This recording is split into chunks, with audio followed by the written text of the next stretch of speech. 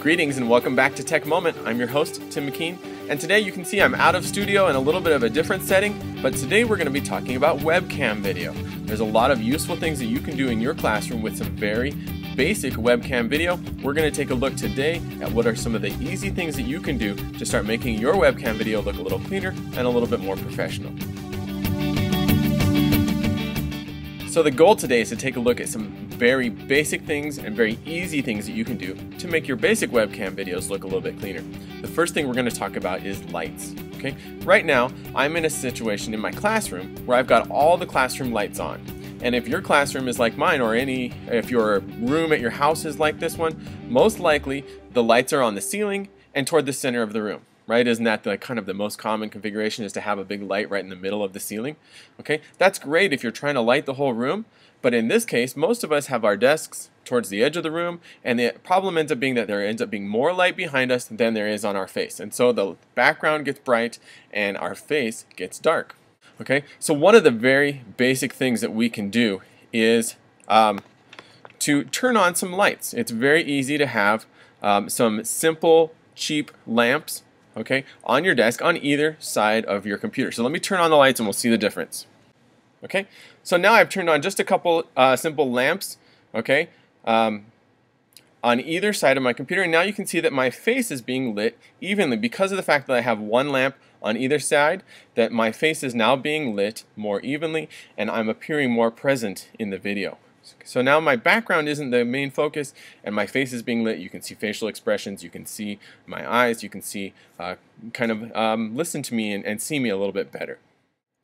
Here's a shot of the lamps that I have on my desk. You can see this one is just simply a basic desk lamp that I picked up at a garage sale. And then on the other side I have one of these clip-on work lights you can get from Home Depot. I love them. They're about $7 a piece, and they're so portable because they clip on anywhere you need them. Right now I have it shining at the wall, and that way the actual light source is the wall. The light is bouncing off the wall and shining onto me. Okay. Another thing I can do is, if I still don't like this particular lighting setup, is I can kind of reduce the light in the background as well. Let's take a look and see what that looks like. Okay, so now I've reduced the light in the background. I haven't cut it off completely, but now again I can move these lights a little bit, and now I'm a little bit more present in the video because the back is darker now than I am, and then my face is being lit. So it's not quite the same shadow situation that we were dealing with before. You could also turn off all the lights in the background if you want. Some people like that look. I prefer the look with some light in the background as well. The next thing we're going to talk about is the height of the camera. Okay, right now my laptop is sitting on my desk. I'm looking down toward it. I'm a fairly tall person, and the problem is that this is not a good angle to be viewing anyone. We don't view anyone that we talk to this way. We don't come and stand below their chin to come talk to them. Nobody wants to see inside my nose, and if I look down, no one wants to see my neck rolling up underneath my chin. So this is just not a good view. I have to keep my neck out, or do weird things with my body to try to correct some of these issues. Okay, the better thing to do is to raise up your computer. I have one of these computer stands that I can use, okay, and I keep this one at school, so sometimes I can use that. But more often, I can find a box, okay? This is a box that was left over from some fundraiser that we did at school, and I've always got some boxes laying around at home, so I can put this box underneath my computer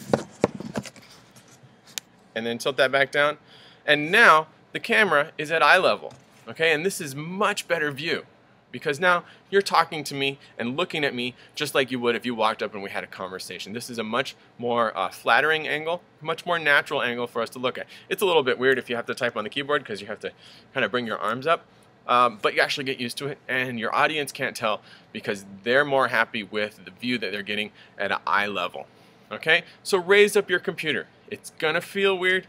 It's not gonna feel natural, but on your videos it's going to look more natural and look much more comfortable. Okay, even with a cardboard box. I'm on a cardboard box right now. The last tip I'll give you is one that I've been struggling with even right now in this video, but that's to remember to look at the camera. Okay, it's so hard when you've got a camera built into the top of your screen and then just below it is your preview image, right? and you really want to look down to see, make sure the lighting is correct, make sure you don't have anything on your face. You really want to look down and see yourself because that preview image is there and it's very tempting. Okay, remember to look into the camera. That's where your audience is. Okay, if you're looking into the camera, then the audience will see that you're looking into them. Okay, so if you're talking to your audience, look at your camera, and that way it'll be more natural. It's very weird, as you've probably noticed even in this video, to have someone talking to you but then looking slightly down from you. Thanks for watching. You can find more videos like this on edtechmoment.com or subscribe to our RSS feed or YouTube channels to be automatically updated when new episodes come out.